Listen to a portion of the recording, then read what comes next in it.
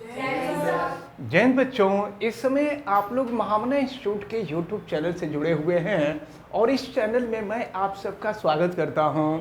आज हम लोग class 12 physics Hindi medium NCERT book के चैप्टर 3 विद्युत धारा इलेक्ट्रिक करंट के अंकित प्रश्न यानी न्यूमेरिकल्स के क्वेश्चन नंबर 11 को हम लोग देखने जा रहे हैं। देखिए, क्वेश्चन नंबर 11 में दिया हुआ है 8 वोल्ट विद्युत वाहक बल 8 वोल्ट विद्युत वाहक बल दिया हुआ है। ई की वैल्यू दी गई है और ये 8 वोल्ट दी गई है। 8 वोल्ट विद्युत वाहक बल तथा 0.5 ओम आंतरिक प्रतिरोध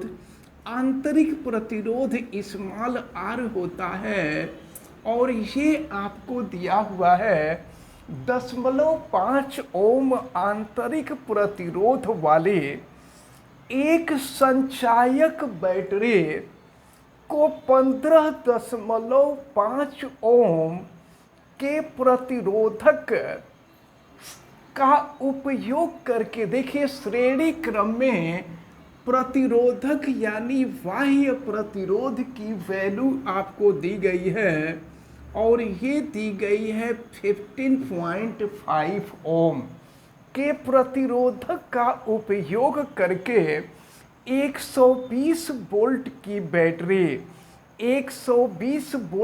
बैटरी यानी विभवांतर की वैल्यू आपको दी गई है 120 वोल्ट की डीसी सप्लाई द्वारा आवेशित किया जाता है। बैटरी को चार्ज किया जा रहा है, बैटरी से बिजली नहीं ली जा रही है, बैटरी को चार्ज किया जा रहा है। ये बात आप पॉइंट किए रहिएगा। तो विभवांतर आपको दिया गया है 120 वोल्ट की डीसी सप्लाई द्वारा आवेशित किया जाता है।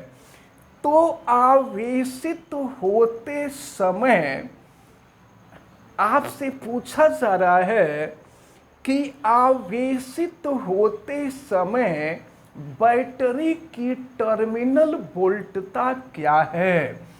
टर्मिनल वोल्टता, हम टर्मिनल वोल्टता को भी डैश मान लेते हैं और भी डैश का मान आपसे पूछा जा रहा है। तो चलिए देखते हैं।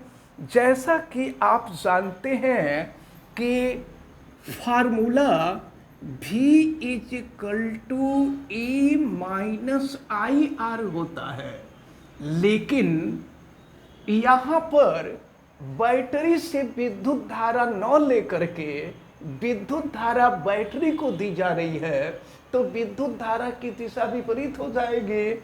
जब विद्युत धारा की दिशा विपरीत हो जाएगी तो माइनस के जगह पे प्लस हो जाएगा। तो सबसे पहले हम ये देखें कि परिपथ में प्रवाहित होने वाली धारा कितनी है। तो चलिए देखते हैं।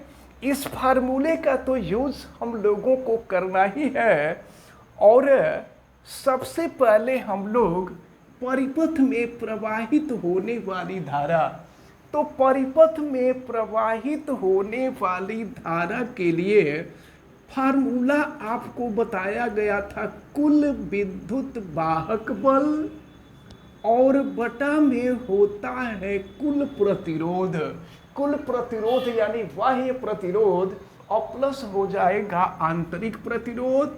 लेकिन एक बात आप याद रखे रहिएगा, यहाँ पर ये जो सेल है, सेल का विद्युत वाहक बल 8 वोल्ट दिया गया है और फिर ये जो डीसी सप्लाई है, डीसी सप्लाई के द्वारा जो आवेशित किया जा रहा है उसका विभवांतर दिया है। ये दोनों की दिशा एक दूसरे के विपरीत होगी। तो जब दोनों की दिशा एक दूसरे के विपरीत होगी, क्योंकि यहाँ बैटरी को चार्ज किया जा रहा है, विद्युत धारा की दिशा विपरीत है, तो विद्युत धारा की दिशा विपरीत होने से अब इन दोनों का जब हम परिणामी निकालेंगे तो इन दोनों का परिणामी इनके अंतर के बराबर हो जाएगा, क्योंकि धारा की दिशा विपरीत है। तो ये हो जाएगा 120 और माइनस हो जाएगा 8। अब इसके बाद ये capital R plus small R, ये तो टोटल विभवांतर है। टोटल विभवांतर धारा की दिशा विपरीत, अगर धारा की दिशा एक होती तो प्लस हो जाता। अब इसके बाद बाह्य प्रतिरोध की जो वैल्यू है वो 15.5 है, और स्मॉल आर की जो वैल्यू है ये 0.5 है। अब इसको हम सॉल्व करके देख लें कि परिपथ में प्रवाहित होने वाली टोटल धारा कितनी है। तो 120 माइनस 8 करेंगे तो 112 हो जाएगा। अब यहाँ 15.5 और प्लस 0.5 करेंगे, ये 16 हो जाएगा। अब 16 से डिवाइड करें 112 को तो ये हो जाएगा 7, यानी परिपथ में प्रवाहित होने वाली जो धारा है वो 7 एम्पियर की है। अब आपसे चलिए टर्मिनल विभवांतर पूछा जा रहा था। टर्मिनल विभवांतर को हमने भी डैश से यहाँ रिप्रेजेंट किया है। तो अब यहाँ भी डैश की वैल्यू हम निकालते हैं, तो देखें ई की जो वैल्यू थी वो 8 थी, और प्लस आई की जो वैल्यू हमने निकाला है वो 7 है, और स्मॉल आर की जो वैल्यू है ये 0.5 है। फिर इसको सॉल्व करेंगे तो ये हो गया 8 और ये 7 इंटू 0.5, ये हो जाएगा 3.5। अब इसको हम जोड़ देंगे तो ये हो जाएगा 11.5 वोल्ट। तो आपसे टर्मिनल विभवांतर पूछा जा रहा था। टर्मिनल विभवांतर हमने निकाला 11.5 वोल्ट।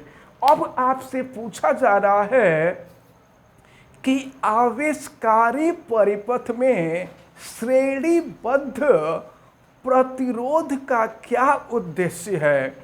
एक चीज हम आपको बता दें कि जब प्रतिरोध को श्रेणी क्रम में जोड़ा जाता है तो श्रेणी क्रम में जोड़ने से विद्युत धारा का ह्रास कम होता है, और विद्युत धारा का ह्रास जब कम होगा तो बैटरी तेजी से चार्ज होगी।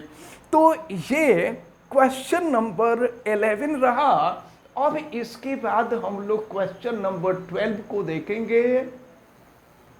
अब हम देखते हैं क्वेश्चन नंबर 12 को। क्वेश्चन नंबर 12 में दिया हुआ है किसी विभव मापी व्यवस्था में, विभव मापी के लिए 1.25 वोल्ट विद्युत वाहक बल, विद्युत वाहक बल दिया हुआ है 1.25 वोल्ट।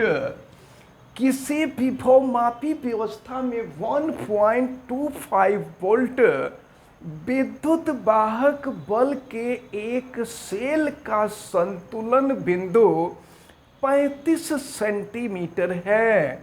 तो ये संतुलन बिंदु दिया है यल, और ये दिया हुआ है 35 सेंटीमीटर लंबे तार पर प्राप्त होता है। यदि इस सेल को किसी अन्य सेल द्वारा प्रतिस्थापित कर दिया जाए तो संतुलन बिंदु, यानी अब यह लंबाई 63 सेंटीमीटर हो जाती है, तो दूसरे सेल का विद्युत वाहक बल क्या होगा। तो देखें, एक काम करते हैं, यहाँ पर 2 सेल दिया हुआ है।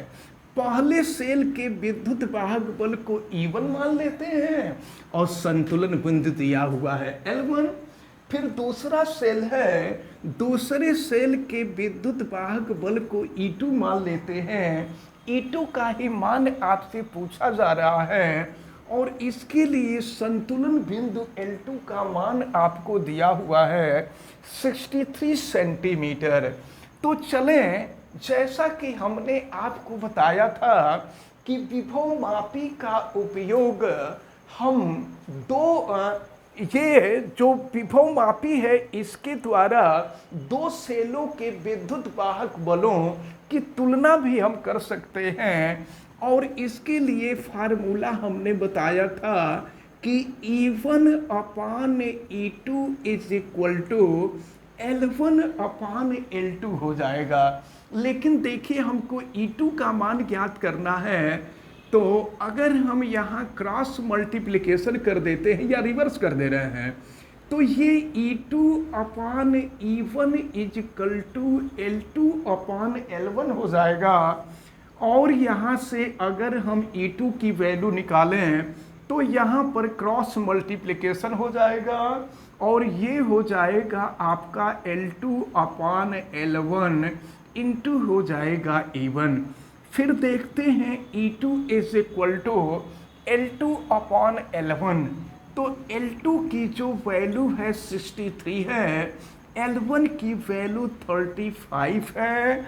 और इसके बाद देखें E1 का जो मान दिया गया है यह 1.25 दिया हुआ है।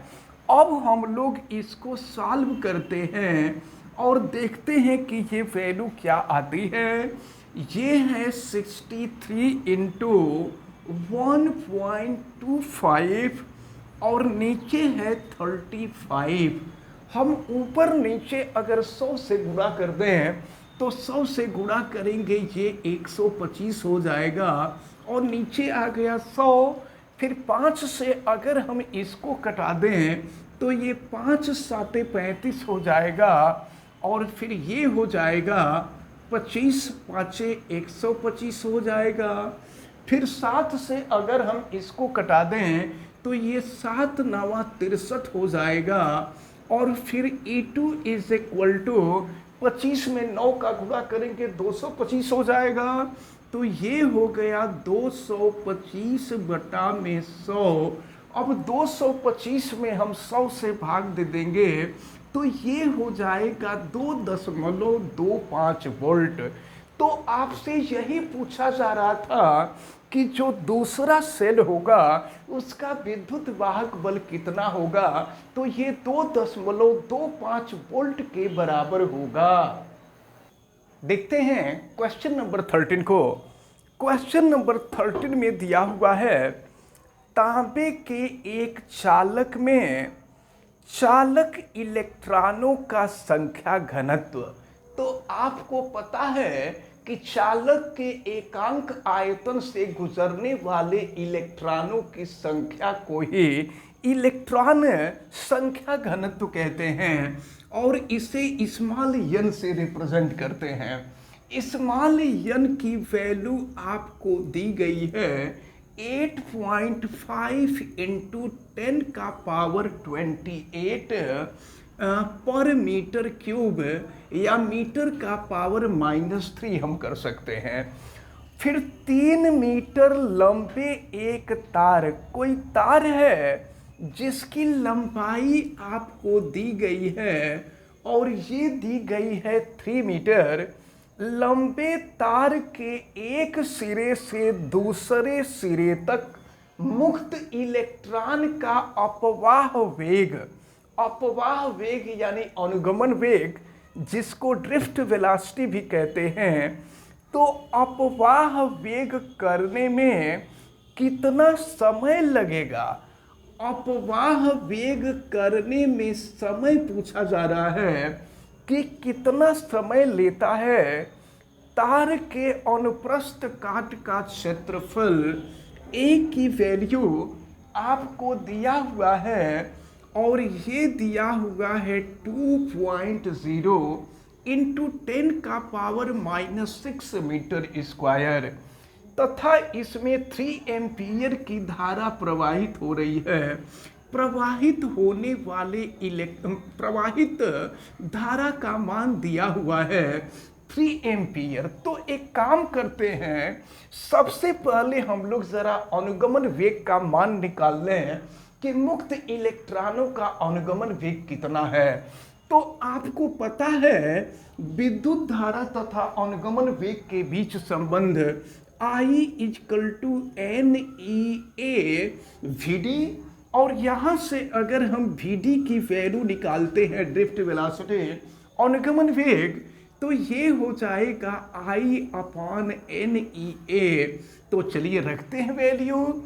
I की वैल्यू है 3 एम्पियर, N की वैल्यू है 8.5 इंटू 10⁻28 है, और ई इलेक्ट्रॉन का आवेश है, आपको पता है ये 1.6 इंटू 10⁻⁻19, और ए अनुप्रस्थ परिच्छेद का क्षेत्रफल है, ये है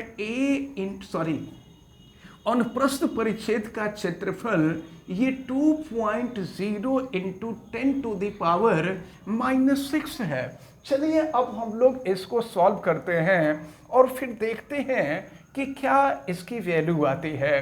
तो अगर हम 2 से इसको कटा दें तो ये हो जाएगा आपका 1.5। फिर देखें vd की वैल्यू ये 1.5 अपॉन नीचे है 8.5 इंटू 1.6, और फिर ये देखिए ये 10⁻28 है, और ये है -19 और -6, ये हो जाएगा 10⁻⁻25 हो जाएगा। तो 28 माइनस 25 ये 23 हो जाएगा। अब 10⁻23 को ऊपर लेकर चले जाएंगे, 10⁻³ को ऊपर लेकर चले जाएंगे, तो ये ऊपर जाकर के 10⁻³ नीचे 10⁻³ आया था, ऊपर लेके चले गए तो 10⁻³ हो गया। अब हम लोग इसको सॉल्व करें और फिर देखते हैं, अगर ऊपर नीचे हम 10 से गुणा कर दें तो देखिए ये हो जाएगा आपका 15 और ये हो जाएगा 85, और फिर ये हो जाएगा 1.6 तो है ही है। अब अगर फिर ऊपर नीचे हम 10 से गुणा कर देते हैं तो ये 10 हो जाएगा और नीचे हो जाएगा 16। अब फिर जो है हम इसको सॉल्व करते हैं और फिर देखते हैं। तो फिर अगर यहाँ मान लीजिए 5 से इसको कटाते हैं तो 5 के 15 हो गया, ये 17 हो गया। फिर ये 10 था, अगर 2 से कटा देते हैं तो 2 5 10 हो जाएगा, 2 8 16, तो ये 3 5 15 हो गया और 17 8 136 हो गया। अब अगर ऊपर नीचे हम 10 से गुणा करते हैं तो ये 150 हो जाएगा और नीचे 10। अच्छा अब ज़रा देखिए, तो ये है 150, हम 150 में 136 से भाग दे दें, यह मान लगभग 1.11 आता है। यह मान 1.11 आएगा, और नीचे 10⁻1 है तो 10⁻1 ऊपर जाएगा तो -1 हो जाएगा, -3 है और -1 आ जाएगा तो -4 हो जाएगा। तो ये हो जाएगा मीटर पर सेकंड। तो अभी तो ये हम लोगों को मुक्त इलेक्ट्रॉनों का अनुगमन वेग निकला है, लेकिन आपसे क्या पूछ रहा था कि मुक्त इलेक्ट्रॉन को एक सिरे से दूसरे सिरे तक जाने में कितना समय लगेगा। तार की लंबाई 3 मीटर थी, अगर कोई मुक्त इलेक्ट्रॉन एक सिरे से दूसरे सिरे तक चलता है यानी 3 मीटर की दूरी तय करता है, तो 3 मीटर की दूरी तय करने में कितना समय लगेगा। तो आपको पता है समय बराबर दूरी बटा चाल, क्योंकि अनुगमन वेग एक समान चाल होता है। तो अनुगमन वेग एक समान चाल होता है, इसलिए साधारण सूत्र का प्रयोग होता है, दूरी बराबर समय बराबर दूरी बटे चाल हो जाएगा। तो दूरी है 3 मीटर और चाल है 1.11 और ये है 10⁻⁻4। फिर इसको हम सॉल्व कर लेते हैं, तो ये है 3/1.11 और 10⁻⁻4 को ऊपर लेकर चले जाएं तो ये हो जाएगा 10⁻4, और फिर यहाँ पर ऊपर नीचे अगर 100 से गुणा कर दें तो ये 300 हो जाएगा और ये 111 हो जाएगा। अब 300 में 111 से भाग दीजिए तो ये हो जाएगा आपका 300 में अगर 111 से भाग देते हैं तो 2.72 इंटू 10 का पावर 4 सेकेंड हो जाएगा। आपसे यही पूछा जा रहा था कि मुक्त इलेक्ट्रॉन को एक सिरे से दूसरे सिरे तक जाने में कितना समय लगेगा, तो यह 2.72 इंटू 10 का पावर 4 सेकंड का समय लगेगा। तो अब ये क्वेश्चन नंबर 13 भी कंप्लीट होता है और इसके साथ साथ ये जो थर्ड चैप्टर था, थर्ड चैप्टर का जितने भी न्यूमेरिकल थे सब न्यूमेरिकल कंप्लीट होते हैं।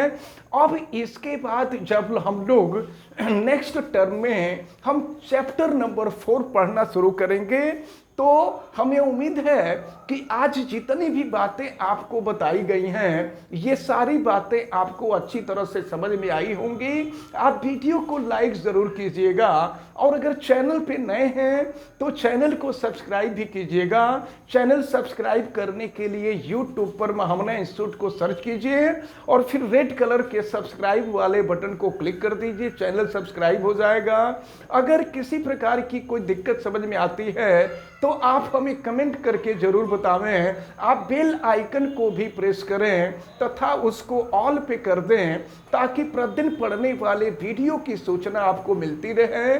आप सभी लोगों का बहुत बहुत धन्यवाद। जय हिंद।